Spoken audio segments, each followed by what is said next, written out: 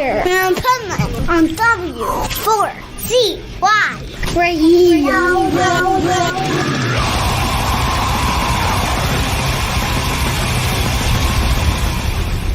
Wake up, America! It's time for the Adventures of Pipeman on W4CY.com, West Palm Beach's #1 internet radio station. Here's your host, the Pipeman.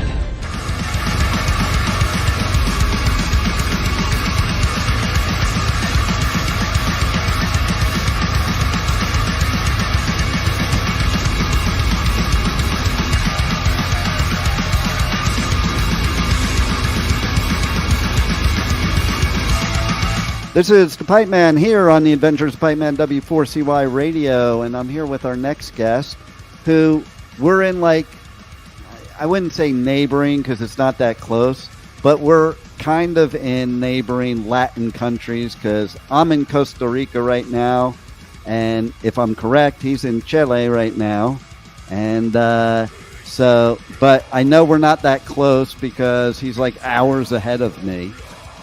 But we don't have any time zone change here. But more importantly, his music is badass, and his band is badass. So let's welcome to the show Fernando from Ater. Hey, thank you very much for having me on the show, Pipeman. Oh, my pleasure. So, question, what's the weather like in Chile right now? Right now we're going into fall, so the days are finally getting more gray, more chilly. I get tired of the summer quite quick, actually, to be honest with you. See, that's interesting because, you know, you talk to different people throughout the world. They have different viewpoints on things like weather, you know, so Right. we in the United States, at least where I'm from in New Jersey, like the summer is so short that we're bummed out when it's over. We spend the rest of the year, can't wait for summer to start again. Yeah. No, I totally get that. It depends where you're from, I guess, and what you're used to. That's right. So my question then is do you think that affects how you write music, in your opinion? That's a hard question to answer because I've wrote music all over the map, to be honest with you, and especially for this album, I was in different places for almost every song. Wow. But yeah, I did two of the songs of the new album were done here in Santiago while I was visiting. But I was living in California at the time, so many of them were done in California, and during different times of the year too, winter or summer. And but I do think there is some influence there. It does affect a bit on how you're predisposed to write music, you know. And my preference is usually colder weather. And so what makes you prefer the colder weather? You know, because everybody is different. Some prefer the hot, some prefer the colder, some don't care at all. What makes you prefer the colder? Right. I feel like I can be more active when it's cold. Like when it's too hot, I feel overwhelmed by the heat, and it's like I feel lazy and just I feel like I'm melting all the time. Right. And when it's cold, I feel more productive. I feel like I'm able to do stuff without getting so tired so quick. You know, I agree with that. And perfect example of that is, you know, it's known in the northeastern United States, like places like New York, New Jersey, Pennsylvania, Connecticut, all those states, that during the winter, everybody's hustling, you know, and it's like, because it's cold out, there's two things. One, you're not distracted by other things you could be doing. Two, it does get your blood pumping. Like when it's hot out, it's like, you don't even feel like doing anything. Exactly.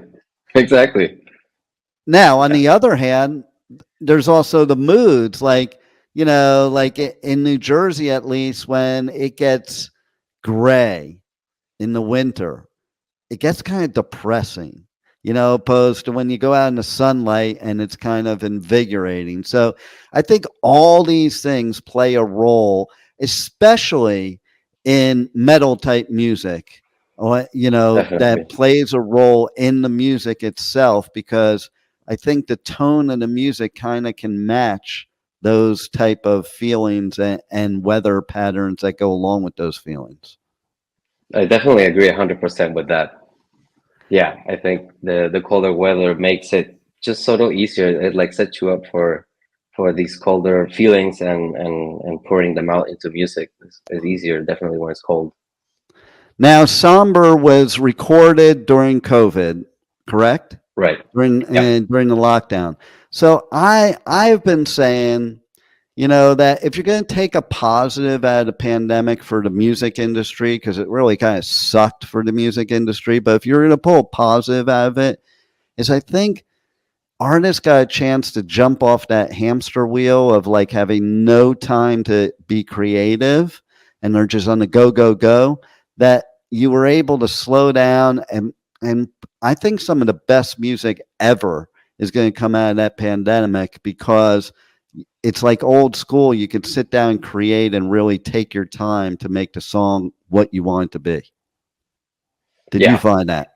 I agree with that. Although our situation was different, and it wasn't like the best scenario to just sit down and make music. We were struggling with our personal and financial lives quite a Yeah. bit. But but I see what you're saying with other bands that were a bit more established, and they were able to continue to just write music without the time constraints of, oh, I have to go on tour in like 2 months or whatever. And some really amazing music has been coming out, and it shows. But on our side, um, two of our members, that's me and Josh, we both had to like move out of California, and Mm. looking for economic opportunities. So that it just delayed the whole process. We Yeah. wanted originally Somber to be out like by the end of 2021, actually, or around that time, maybe beginning of 2022. And here we are, first half of 2024, getting ready to release it. And that answers that, because here we are, 2024, releasing it. And it's kind of like and the fact that it's called Somber, even that says something about the whole process of even making this album, in my opinion. Yeah. Yeah, for So, sure. so what, for people that have never heard your music before, how would you describe this new music, to where they can get a feel of what the music's all about without necessarily, I hate like labeling genres. I like to hear when an artist thinks of their music, how they describe their music. Yeah. Well, without going too much into labels, I would describe it as probably one of the heaviest releases of the recent years, and very atmospheric, very dense, and very very somber. Just like the title is actually just based on the sound, on the overall sound of the album. We picked it, and then we developed the sound even further with the title. But I think it's very somber, not necessarily depressing, but it's like a somber view on the world, and the reflection of that inside oneself. Yeah, well, I mean, listen, that's real to me. And I think music should be real. And we are Right. experiencing that in the world. And I think music should reflect that. And now, of course, I would say the new lineup too has created like even more of a vision of how your music should be. Is that correct? Absolutely correct.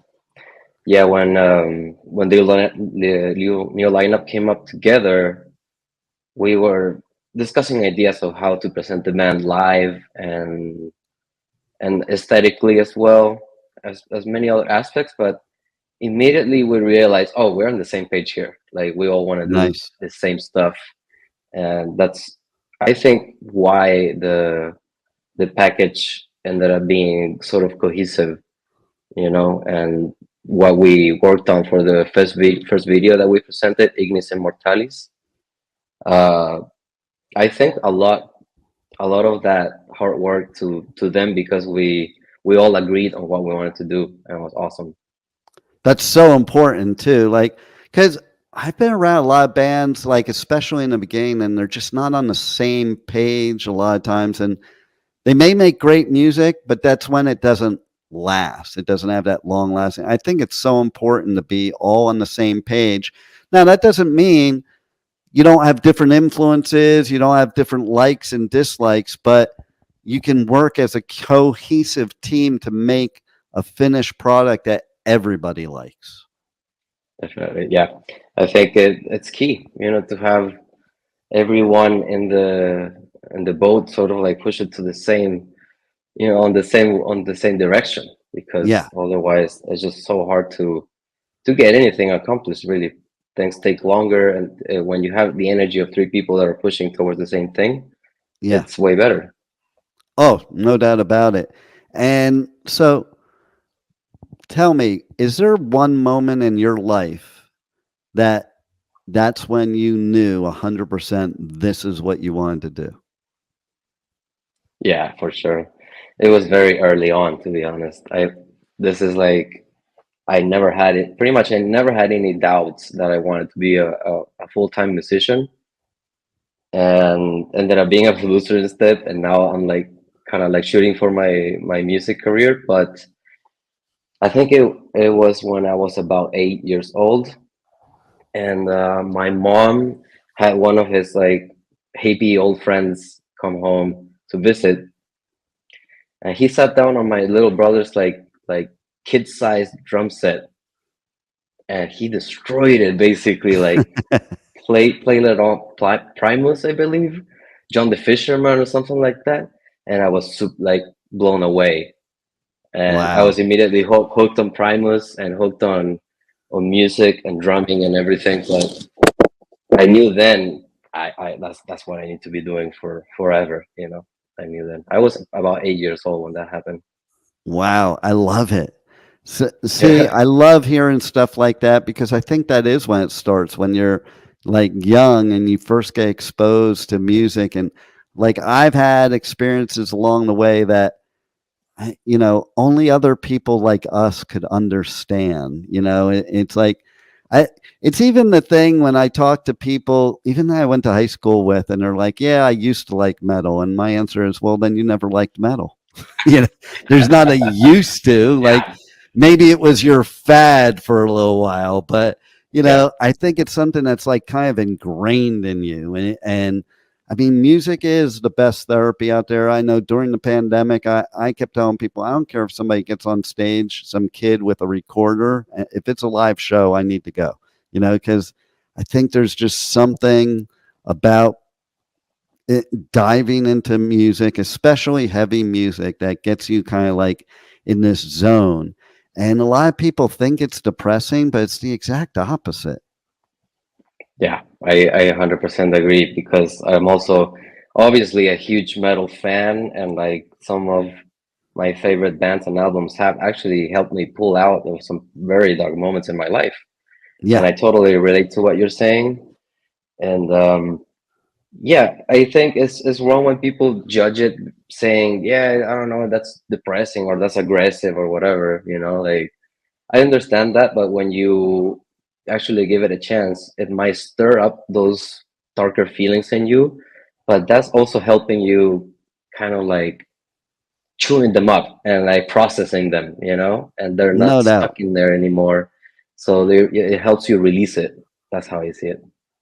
That's the way I look at the mosh pit, man. It's a healthy way to get out aggression and stops you from, kicking somebody's ass out on the street, from, Exactly, and plus you you're know, having fun while at it, and releasing a lot. It's great. no, and camaraderie. Like that's one thing people that have never been to a metal show don't realize the family and the camaraderie, and there are no outcasts there. And I think that in and of Yeah. itself is great therapy. And I think a lot of the people that don't understand, they really don't listen to the lyrics. Maybe they can't make out the lyrics, or, that, Mhm. but when you really understand the lyrics of a lot of songs, it's not what people think it is on face value. Absolutely. That's so correct. Yeah. It gets a lot of judgment, but just like you said, metal is like a big old family, and people are very, friendly and polite one to another for the most part. And that's a worldwide thing. You will see the same traits in metalheads here in Chile, as well as in Brazil, as well as in Germany, and everywhere where I've been and been to a metal show has been the same experience. And I love that. Exactly. Yep. I do too. So now, how do our listeners join your family and connect with you on socials, on the web, get the new music, check out merch, tour dates, all that good stuff? Sweet. Yeah. So yeah, please keep an eye out for our stuff, because we have a new album coming out April 19th. Obviously, you can find us on Instagram, is where we are most active, and it's at Ater _dark. Okay, and then on YouTube we have a lot of material coming out, and you can find us there at Ater Metal. But just type in Ater and we'll pop on there. And what else? We have our brand new website, ater.cl. Very short URL there.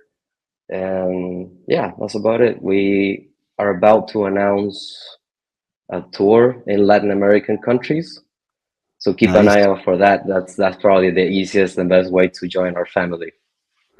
I love it. And I love that your album's dropping on April 19th, because that's my oldest daughter's birthday. You're like the second interview great. in a week that something was dropping on her birthday. So that's pretty cool. That's great. Awesome. So any final words you want to leave our listeners with that we haven't covered already, that you want them to know about the band and your music and anything that's upcoming? Yeah, keep an eye out for tours, and please go watch our latest music videos. We put a lot of hard work into them. And thanks for tuning in, and please check us out. Well, thank you for making us great music, and thanks for being on the Adventures of Pipeman. I love it. Thank you, Pipeman. I appreciate it. Thank you for listening to the Adventures of Pipeman on W4CY Radio.